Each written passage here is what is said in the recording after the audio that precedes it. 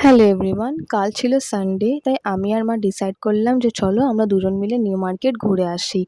Basically রোববারে বলতে গেলে আমাদের একটা ফ্যামিলি প্রোগ্রাম আছে, তাই আমাদেরকে ভালো জুতো কিনতে হবে।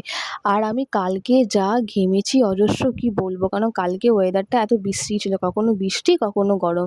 যাই হোক, চলে এসেছি আমরা নিউ মার্কেট, আর এসেই দেখি ঝমঝমিয়ে বৃষ্টি। আর আমি কালকে ছাতা নিয়ে যেতে ভুলে গেছিলাম, প্লাস আমার মাও। এই ভিজে ভিজে আমরা চলে গেলাম একটুখানি সিলেদারে, অ্যান্ড জাস্ট মনে হচ্ছে পুজো মাত্র আর ১ মাস। এত ভিড় ছিল সিলেদারে। আমি মাকে বলছি, "মা বেরিয়ে চলো", কিন্তু মা বলল, "এসছি যখন আমি জুতো কিনেই ছাড়বো।" তো তড়িঘড়ি করে আমি যা হোক করে জুতো কিনলাম।